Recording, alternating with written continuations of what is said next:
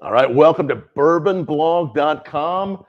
It's my pleasure to introduce my good friend Will Swenson. He is starring now on Broadway as Neil Diamond in A Beautiful Noise. You may have seen him in a lot of other films, TV shows. I always enjoy having whiskey with Will. How are you, Will? I'm great. I'm better when we're about to have a sip or two together. That's that's a good night. Well, you know, when you see me, it means like there's some good spirits and whiskey coming. Absolutely. It's so. And again, this is a fairly new show you're doing. How many months into this are we now? It's going great. We opened the very first week of November. So Wow. November, December, January. We're in our fourth month. Fourth month. Of Yeah. Beautiful Noise. So Yeah. congratulations. Going really to you. well. People are coming by the truckloads. It's full just about every single show, and that's pretty rare for Broadway in February. It's kind of the down season. Yeah. So the fact that the show's selling really well is a super good sign. In fact, they just released a whole new batch of tickets all the way into next year. So fingers crossed, it's going to be here for a minute. We're gonna get to see you soon. It's A Beautiful Noise that just started in November, and it is the musical of the life of Neil Diamond. And we're talking to Neil Diamond, right? It's Will. Will's plays the part of Neil Diamond. I'm a poor substitute. I'm the poor man's Neil Diamond. Well, big congrats. Hey, I want to raise a toast to you on this role and have a little sip of whiskey before we dive too much further into it. I'm going to have you, because Will got the same bottles I did from Copper Fox, our good friends. That's from right. Copper Fox in Virginia, in Sperryville, and in Williamsburg. Let's go ahead and try that rye first, Will. All right. I have not yet opened these up. And there's actually, I'll tell everybody in a moment, there is a reason why. Well, first of all, I love what they do there, but there's a reason why I picked these whiskeys because I thought it would be so apropos. Virginia, too. My son is in college in Virginia. He's at Virginia Tech. Oh, really? And he's 21. For his not too far. I sent him a bunch of booze and kind of some cheat sheets on how to drink responsibly. And that's good. So he's not too far away from where this is made. That's no, great. Not too far. I should go down there and take him over there. Oh yeah, we got it. You have to do a tour. I was there visiting Rick Wiseman, the founder, several months back. Actually, myself, I've known him for many years. They were really in the beginning of craft distilling. They started probably back when I met you in the early 2000s. So they started doing it there and making great whiskey. So cheers, Will. Cheers to you. Thanks. Yeah, a little of the rye here, and cheers to everybody. Tell us down below what your First of all, let's talk about your snifter. That is the fanciest thing I've ever seen. Well, it is a Glencairn that has been bedazzled just a little bit. I got this at a festival called the Whiskey Obsession Festival. Yeah. So it goes a little step for. I bet you we could find one of those for you. I feel like we could find a bedazzled one like for a you. fancy decanter. Yes. Cheers. And again, if you're sipping along with us, tell us down below if you have questions for Will or for myself. Please ask away. We'll take a little taste of this delicious rye. The grain in this, the barley and the rye, all come from Virginia.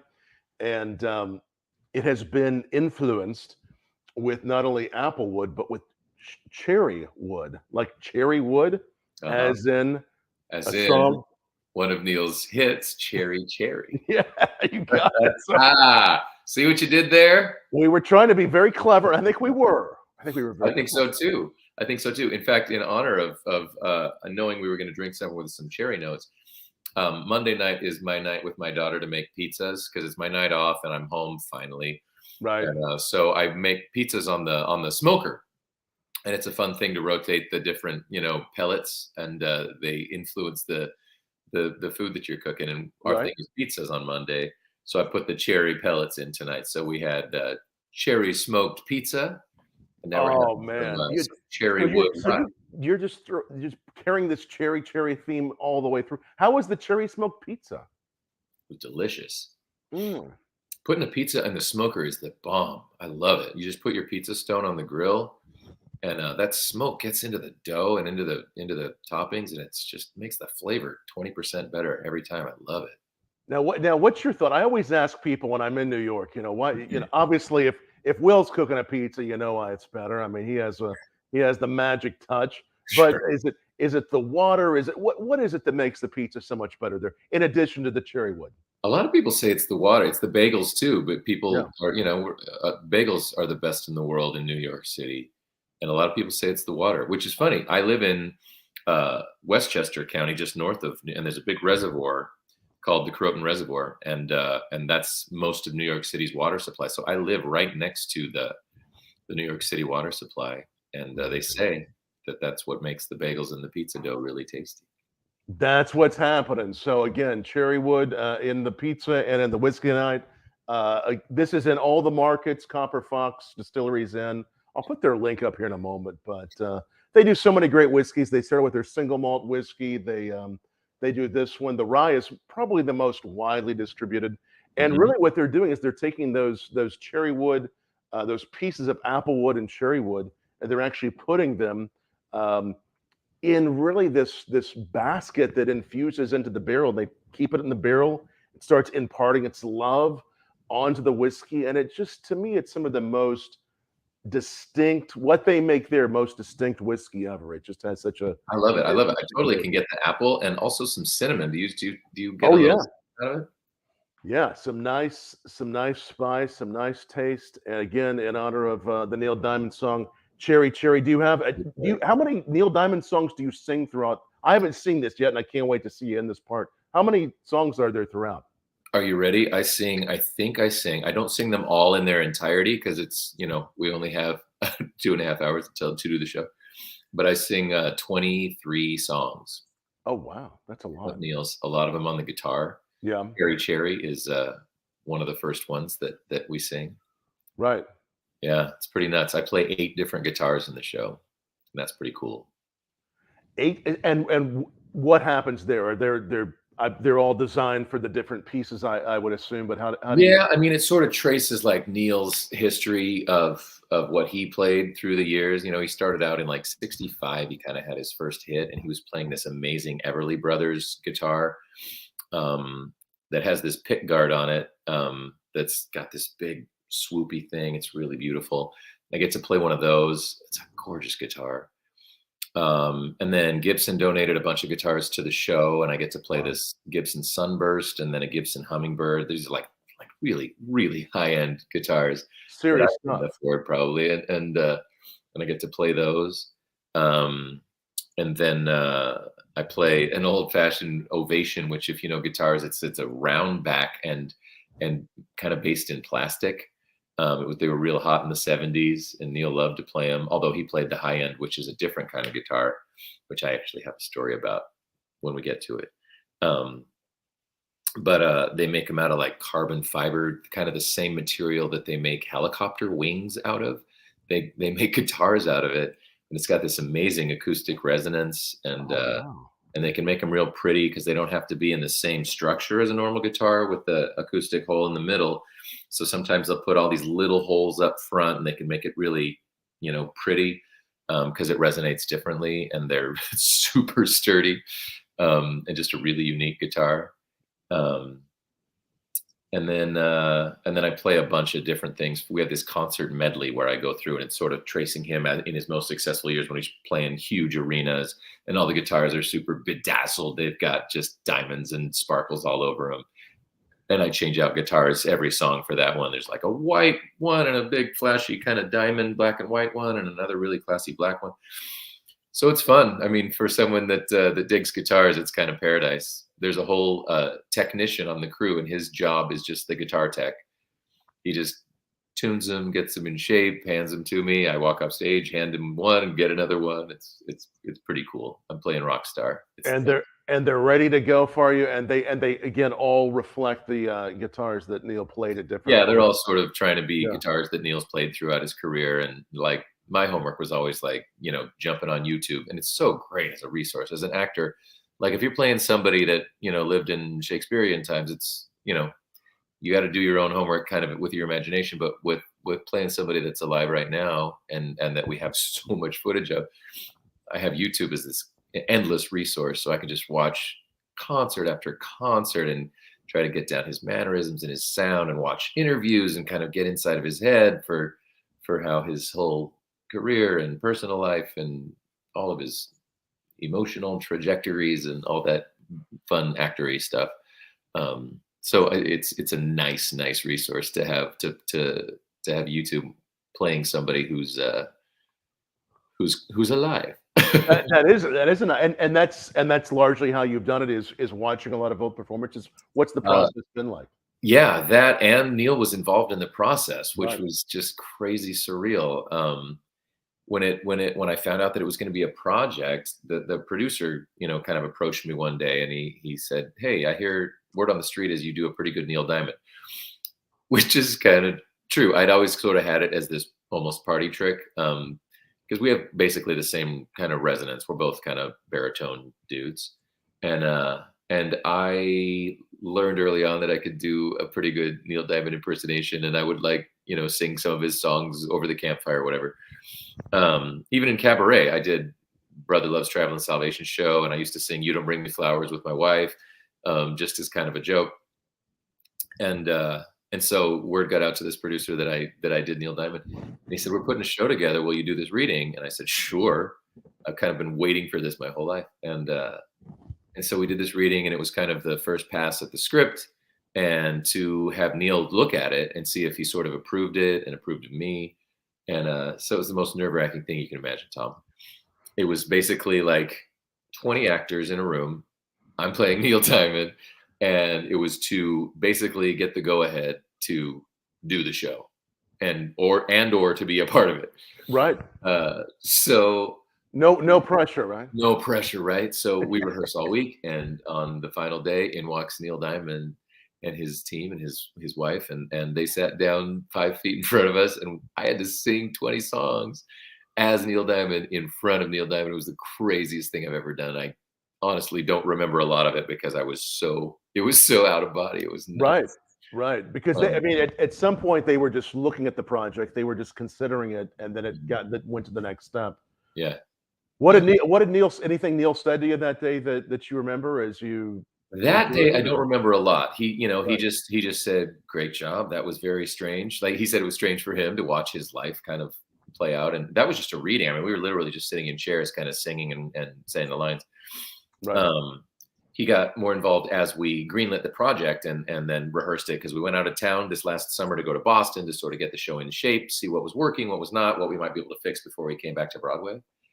And Neil came to the rehearsals, and so that's where he was more kind of collaborative in the process. He would speak with the writer and go, "Well, that's kind of not how this was. I wouldn't say that. I'd say this," and tweaked it a little bit. And I got the crazy opportunity to just sit down with Neil Diamond and pick his brain and ask him about his life and what he liked and what he didn't. And he just absolutely couldn't have been a lovelier gentleman.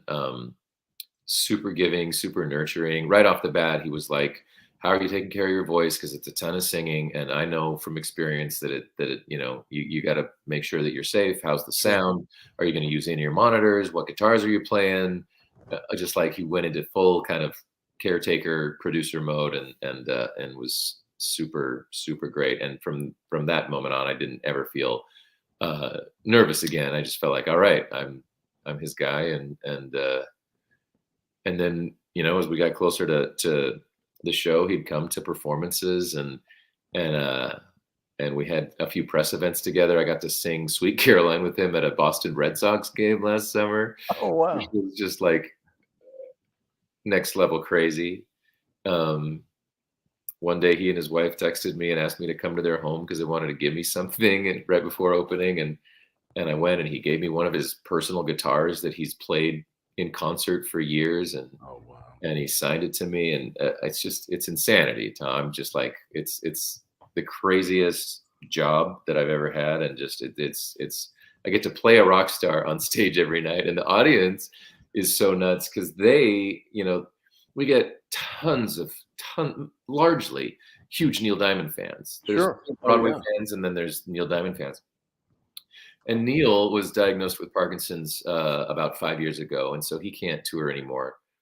And so people that are Neil Diamond fanatics have followed him around for years. They need their Neil Diamond. I'm just noticing that I have this Band-Aid on my thigh. It's distracting. Anyway, they're just so hungry for Neil Diamond that they come to our show and they love it from the very first note. It's usually, Tom, at a show, the curtain comes up and we sort of have to earn the audience's approval, and Right. they're kind of scrutinizing it like, do I like this show? I don't Maybe know. they haven't heard the music before. Right.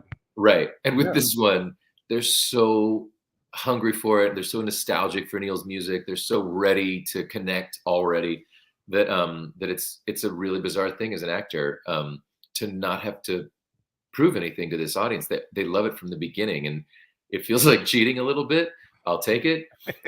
But it's also bizarre for me. Like, they throw so much love at me because I'm the representation of Neil. I'm sort of standing in his shoes in an imposter kind of way. And they love him so much. I can't tell you how many times, Tom, I come out on stage for the very first number, and I come out and I sing "We're Coming to America" is the first thing I sing. And I come out and people are already crying.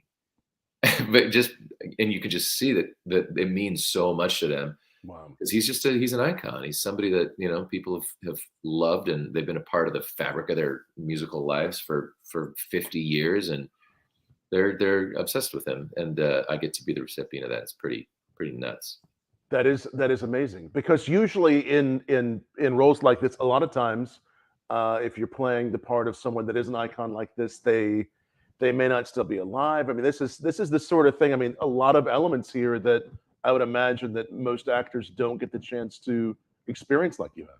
Yeah, it's pretty nuts. It's pretty nuts. The show I did prior to this was a show called Assassins, and it's about all the men and women who've tried to assassinate a president of the United States over the history of our country. And so I played someone who lived before, but he lived in the late 1800s.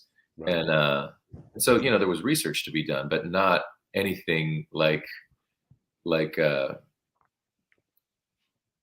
someone who lives now with the resources of YouTube, and it was a much different animal to try to research that one. Amazing. Okay, I think we do have a few questions, and please ask Will questions. We love seeing those. Let's see. Well, here I think it's Paradise Queen here on YouTube. Will's one of my favorite performers, hands down. Will, I can answer the question too, but I think it's for Will. What are some of your favorite whiskeys? I mean, obviously we're tasting this one, but what do you like to drink? The one that's in my hand. Yeah. What's Thanks, Paradise. I mean, I feel like I'm on a long list with this one, but lately I've been really obsessed with the Angel's Envy Rye.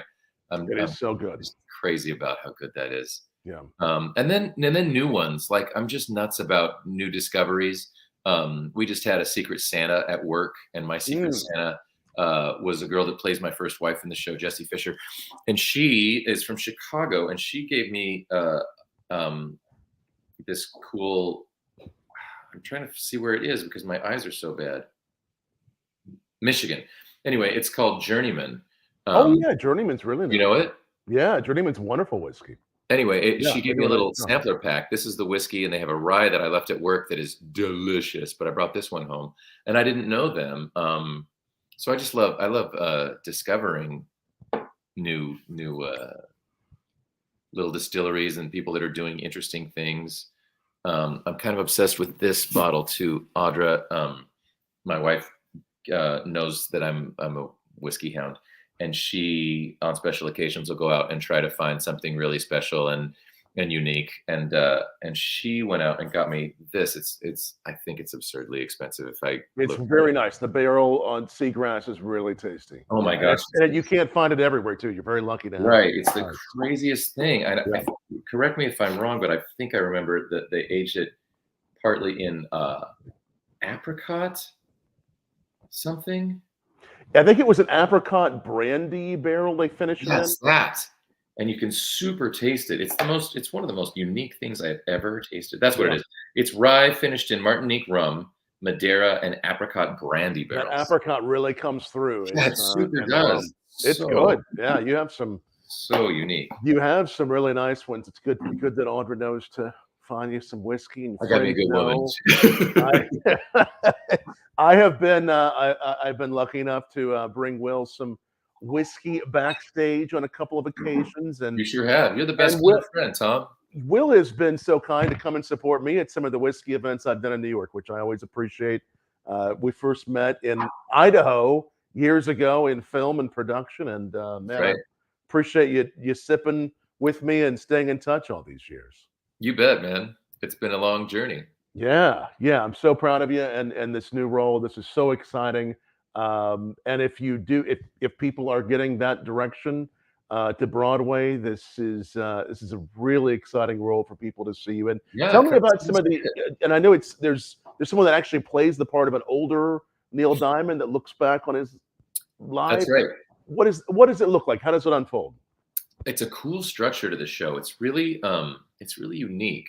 Like, I think our book writer kind of looked at the format of the normal biographical musical and thought, well, this could be really boring. What can we do to change it up and tell a story in a new way? And the guy that wrote our script is a screenwriter. He hadn't written for Broadway before, so he has no preconceived ideas about how things are supposed to work and how a transition might be. Because we have to move sets on and off stage. You can't just go from one place to the next in the flash of an eye, unless you get really creative. So he came up with this idea that that the show starts with modern day Neil Diamond, 82-year-old Neil Diamond, in therapy, and kind of grappling with age and becoming grumpy with life, and not really wanting to get have a breakthrough, so to speak. And the therapist kind of finally gets him to start talking about himself by opening up one of his songbooks and talking about his songs and when those came in his life and what they came out of. And so as he opens the songbook, we flash to wherever that song took place in his life. And so I'm the younger version of Neil, performing and struggling and getting divorces and succeeding. So time is sort of in flux in the show because there's two of us on stage at the same time, and there's all these really cool kind of overlaps of us existing in the same place, but sort of not being able to reach each other. And I think it's really beautiful and very deep in a way. Yeah, I mean, it's a story of a rock star's trajectory, but it's also a story of struggling to have to give that part of yourself away that fulfills you, and there's deep themes in there of generational trauma and self-doubt, and there's a lot going on that it could just be a very surface level-y kind of songbooky kind of a concert of a night, but it's very far from that. I feel like it's really, really moving. So it's the story, it's feeling like you've seen the concert, but it's understanding the life of Neil Diamond. Yeah. You learn a lot about his life, and people leave very moved. I think that's the comment I get the most, is they're like, I came expecting to have a good time, and I did, but I didn't think I was going to cry. So that's nice to hear. Incredible. And it looks like it's including yourself, just a wonderful lineup of amazing actors, just some real talent on the stage. Yeah, fantastic, insane. And Broadway people are incredible. They do it all. Like one of the girls that plays my second wife, she's like a major incredible dancer and just like belts out these huge songs, and wonderful actor. Wow. The guy that plays older Neil he was the Phantom of the Opera for many, many years, just like this huge voice, great actor. And it's filled with just like a lot of young talent as well. Like the kids in our ensemble are incredible dancers and actors, and the creative team, our director is Michael Mayer, who's like, top tier, one of the best in the business. It's an embarrassment of riches. Yes, and I'm going to go ahead and put up, because I see a few people asking, the place to find out more about the musical. Oh, thank you. And to get tickets right there, A Beautiful Noise, themusical.com. And you were mentioning earlier how Neil was giving you suggestions about taking care of your voice. I mean, most of us just watch these shows and we say, how does someone carry this show and sing that much night after night and through so many songs? And we just say, they're pros, and you are, obviously. But what have you, in the course of doing this, whether it's from Neil, your own experiences, just for other actors that are watching, that are learning tonight, what do you recommend? What have you learned? What are my tips for taking care of yourself? I would say the first for me would be, for taking care of my voice, would be whiskey, but I feel like a lot of whiskey. It might be for you too. I find that the drinking thing is an interesting question among singers, because some singers can just pound it back, and it doesn't affect their voice too much. And like I'm one where I can't drink beer or wine, or it dries out my voice like Right. crazy. I can have a little bit of whiskey and stay okay. Right. And then some singers are just like, no, can't touch alcohol, completely destroys me. I know that Neil enjoyed a good glass of scotch in his day, and he was also into cigars as well. But that might explain why his sound is what it is. It's like this amazing raspy sound. Right. For me, two ingredients will take care of your voice. For me, it's sleep and hydration. Right. If I get enough sleep and I drink a whole lot of water, then I usually am able to sing all right. But if I'm missing either one of those two, it's a struggle. It's a lot of water before the show, but also during the show. As soon as you can, All day. Yeah. I mean, honestly, if you're thirsty when the show starts, you're too late. It's too late. You have to really put it. Wake up in and all start day. drinking water all day, kind of a thing. Right. Yeah. And and again, you're just drinking. Are you doing any extra hydration types of packs? Is it just regular water? Yeah, I do. I do the what are they called? Liquid IVs Yeah. and stuff Yeah. that'll kind of coat your cords. Like I drink coconut water or aloe vera Coconut juice. water. Those things are super great and helpful. Lozenges, Right.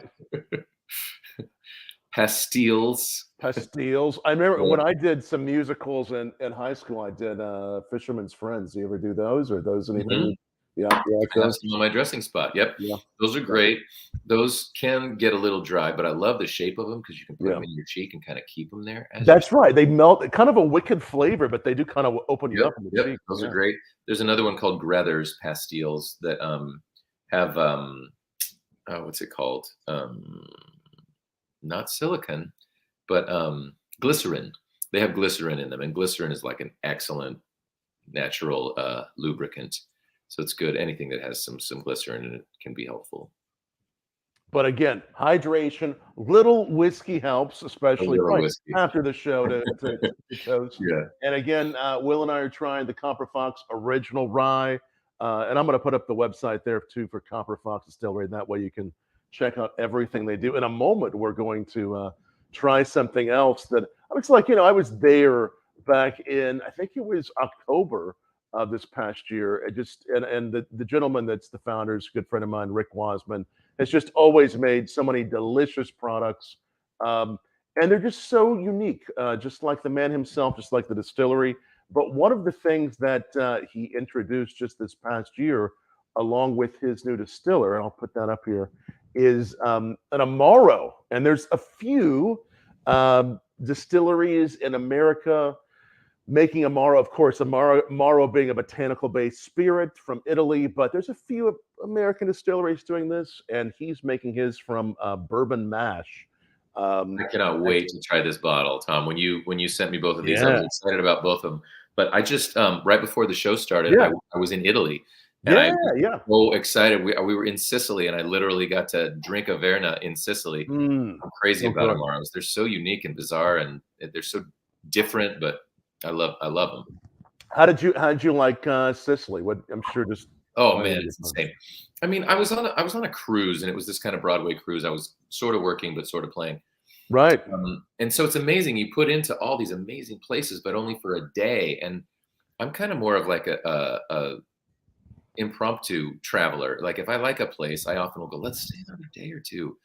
And we just change our plans. But on a cruise, you don't have that option. You put in, and then you can run around for like 5 hours, and then you got to be back on the boat. So it's like a sample. I felt like it was like a sampler platter of vacations, because we went to all of these amazing places. But in Sicily, we went to Taormina, and it's the most beautiful place you've ever seen. It's up on the cliff, basically, and it's just ancient, and it's, the Mount Etna is in the background, and it's stunning, and we just had to leave. But Sicily is the home of Averna, at least, and probably several other Amaros. And you had some Averna there. Yeah, I did. I always have to just that's belly and just go una Averna per favore. It sounds like I spoke Italian. I've heard about this. I think you had told me, or I'd heard about this Broadway cruise. You all, is it several? Tell me a little bit about that, because I know I've heard a little bit about it before. Yeah, they do a couple, if not 3 a year, maybe. And they ask the Broadway folks to be the performers on the thing. So if the cruise goes out for 9 days, then they probably invite 9 performers, and everyone does a concert that night. Or sometimes they switch it up. On this one, we did 2 because it was a smaller ballroom, so it got complicated. At any rate, so it's like 7, 8, 9 Broadway stars and a bunch of folks that are interested in seeing the world and also taking in a Broadway caliber cabaret night at night while the ship's at sea.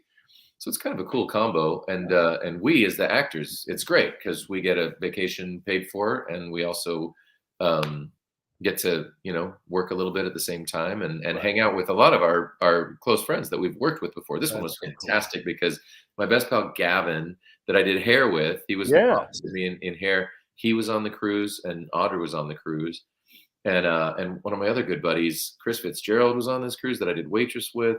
And like Santino Fontana and Lindsay Mendez and Tommy Toon was on the boat. It was crazy. Oh, wow. Yeah, just so it was great. And you're always happy when you get invited on those things because it's you get a 2-for-1. That's amazing. Well, that's so cool that you got to try it in Italy. To me, this is one of the most, and we'll go ahead and pour some whenever you're ready to crack it. Again, it's called Amaro. Arroyo. Yeah, That's Arroyo. the name of the distiller, is the master distiller. That's his last name. It's a liqueur, and it's actually been finished in Virginia wine casks that are kind of a Bordeaux style wine for about 6 months. And after they make this liqueur out of 25 botanicals, mainly imported, a few from Virginia, what they do is they put it in this Virginia wine cask that's used, and they put chestnut wood chips. So imagine what they did with the cherry wood. They have these beautiful chestnut wood chips, and they put that in the barrel too to influence it with chestnut. I can smell. That's cloves, right? Yeah. There's some. I believe there is some clove in there. Yes. So cheers. Cinnamon and cloves. Cinnamon, yeah. Yes, this smells like my my mulled wine that I'll make at Thanksgiving to me. No, I will say, cloves. Super cloves, yeah? Oh, yeah. Oh, the clove, just very luscious, very rich. This one only available in Virginia. You may see it available outside of Virginia at some point. They use it in a Boulevardier cocktail in the distillery. But again, if you go on their website, you can find a lot of the products. This one is Virginia only. So this one is something really delicious. And again, I think I see a few more questions coming in, which we'll get to here in just a moment. But you like it? What you like that? You like? It's sweeter than I thought it would be. Yeah, some nice sweetness. Does it take you back to Sicily a little bit? Well, it's quite sweeter than like the Averna is the one that I'm familiar with. Ooh, it's yummy. Yeah. I mean, an Amaro is a digestif, so it can be sweet or slightly bitter. Bitter, yeah, all types. I mean, I like this type of Amaro, Will, with sometimes I'll have it next to an espresso or put it in a coffee. Just really the mouthfeel too, the softness on this is just super velvety. So How long will an Amaro keep? Can you keep it out in the? It's 27% alcohol. Will it keep out of the fridge for a long time? Yeah, I think you could put this in the fridge, but yeah, you could certainly have this. Just pour it like it is and keep it just like a spirit. As I noticed in Italy, they kept the Amaros out on the shelf and like it was just sitting out in hot temperatures. Oh yeah, yeah, absolutely. So yeah, cheers and thank you. Oh, this is unique and excellent. I know our friends. I want to have a bottle at Thanksgiving. Is what I want. Yeah, no, this is perfect. This is very holiday-esque, but just so lively. So much happening. What a great bottle for Christmas. That's it. Yeah. I'm glad you like it, Will. Now, I think since I've last had you on Bourbon Blog, you did First Kill on Netflix. Oh yeah, my vampire show. Yeah, you keep on. It seems like you find these What is it with you and the vampire shows and the? I don't know. I must look like an occult species or something, because I swear, in 3 years I've done Yeah. 4 Netflix shows, and 3 of them I was either like I was a pagan god in one, I was a zombie in another, and I was a vampire in another one. Right. Well, that's a compliment, I think. Is it? Well, I I think don't know if it's it is. I think it. Look at Twilight, all the ones that have been so popular. I mean, it's a good thing. What- I think. Sure. How did you like it? How was how was it? How was the experience for you? It was a ball. I mean, Yeah. we shot it in the middle of the pandemic, which is super weird. And we shot it in Atlanta. So at the beginning of the contract, they were like, "Well, if you take this job, you have to be willing to fly to Atlanta and stay for Right. 4 months." And I was like, "I don't think I can do that." And I think I eventually said, "Yeah, I'll do it," because things were starting to open up, and I thought they're not going to keep this promise. And I was right. And I flew down and shot for like, I don't know, 3 weeks, and they were like, "Okay." Well, actually, we had to shut down production for a minute, which was the way during the pandemic. Everybody in film and TV was like, you'd shoot real hard, and then there'd be a COVID outbreak, and they'd shut down production. Anyway, I was able to go home, and I ended up being able to fly back and forth quite a little bit, which was nice because that's fun Yeah. to be away And from. Atlanta's a great city. I mean, I know there's a lot of production that happens there. A ton. Atlanta's Yeah. super blowing up as a Yeah. filmmaking spot. A little overrun, to be honest. Like some of the productions are like fighting for locations and stuff like that. But it was a ball to shoot because the cast was so great. It was one of the funnest casts of folks that I've ever worked with. I played the dad of a vampire family, and Yeah. I was like I was the vampire that wasn't like we called him legacy. A legacy vampire is like a full blood vampire, and I was the dad that got made by my wife, the actress Elizabeth Mitchell, who's a goddess, made me. So I was sort of only half powerful vampire, You had and a little because of power. that, I still had a lot of empathy in me, and so I was like the sweet dad who really wanted to take care of his daughters and make sure they didn't kill so indiscriminately. So they were like these touching father-daughter scenes talking about maybe don't kill so many people. Just, it was fun. I mean, fun stuff to play as an actor, and always fun to get to do something on TV. That's awesome. No, and again, that is on Netflix if people want to Yeah, yeah, check yeah. them out. Yeah, for skill. First kill. Great show. Of course, you've done so many things, and what you're focusing on right now is a beautiful noise. Any other? I mean, you probably are doing so much with this that you're not looking at any other projects on the horizon. But I'll tell anything you else what, that Tom, I barely make it through the week. This Right, show right. takes more out of me than anything I've ever done. I think maybe hair took more energy, but I was 30 at the time, and Right. I'm 50 now. I just turned 50. And I Wow. swear, I get through Sunday and I about collapse. I'm so tired. I'm working so hard. Right. Yeah, in a way, as an actor, like you always are looking for that next thing. But with this one, I know the show's selling well, and I know that it's all that I can do. So even if I got offered a TV show or something right now, I couldn't possibly take it because I don't have the energy or the Right. resources. Right. So in a way, it's a load off because I don't have to stress about diluting my energy resources.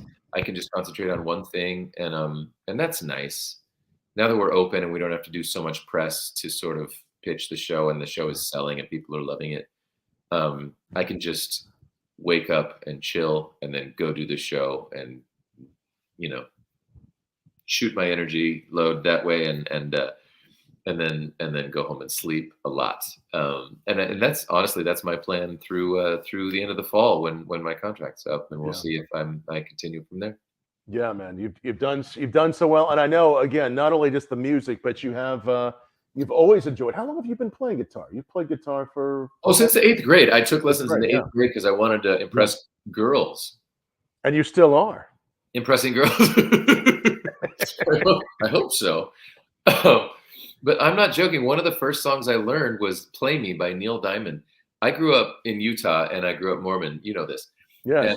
And I remember liking the song "Play Me," and I looked at his songbook, and I was like, "Oh, great! This song is 3 chords. I can learn these 3 chords. I can sing "Play Me." It's really, really moving. And now that I look at this song, I don't think that I understood the lyrics of that song back in the day, Tom. They are so sexual. There was this innocent little 8th grade boy singing "Play Me," which is like totally a metaphor for sexual content. Anyway, now I understand it, but as an 8th grader playing the guitar You too, had no idea what you were even doing. I had no idea what I was doing, but you were throwing out there. Yeah. No, I may have to go back and look at the lyrics myself. Hey, some people coming up to see greetings to Florida, flying up this weekend to see the show with my mom. She's never been to New York, and Brian is looking forward to seeing your show. Great. Trying to rush or win the lottery. Here's what you can also do. Yeah. There are a couple of please. One is an app called Today Tix. And if you download the Today Tix, or if you go on their website, TIX, they have discount tickets, which are sort of the last minute. They're basically rush tickets that the theater releases to this website. You can get cheaper tickets that way, or you can go to the booth in Times Square, the TKTS booth, and they sell tickets last minute for like 50% off. That's a great way to do it as well. So try the rush, try the lottery, and then try Today Tix or TKTS at the booth at Times Square, and then you can get some cheaper tickets. You're upping your chances of being able to make this happen, because otherwise, it's for some of the shows, it's getting tougher to get, right? Yeah, we've been sold out for most shows. I mean, even in February, it's incredible. February is a great time to come to New York because it's not touristy and it's a little colder, and there's not a lot of holidays to sort of celebrate. So typically, Broadway is a little bit mellow in January, February into March. Once spring breaky stuff starts, then it's gangbusters all the way through the fall. But if you're coming soon, you probably will have an easy time getting a nice affordable ticket to the show. But come, I'll put it up there myself. I think it's pretty good. I'll put it up there one more time. A Beautiful Noise, themusical.com. And obviously, Will, I'm sure you've been so busy doing the show, you haven't had a chance to see. And maybe you have. Are there shows that you really want to see you haven't seen yet, or others that you recommend? I mean, we don't want to take away from. I'll tell you what, I haven't been able to see them, but I can say this. Yeah. During the pandemic shut down a bunch of shows that were about to open in 2020, 2021. Shut them down and put them all on hiatus. Our show was one of those. We actually, the story I told you about auditioning for Neil Diamond, that took place in January of 2020. That actually happened right before. Right before the pandemic. Right before, right. So this show was on a fast track to go to Broadway, but we had to shut it down because of the pandemic.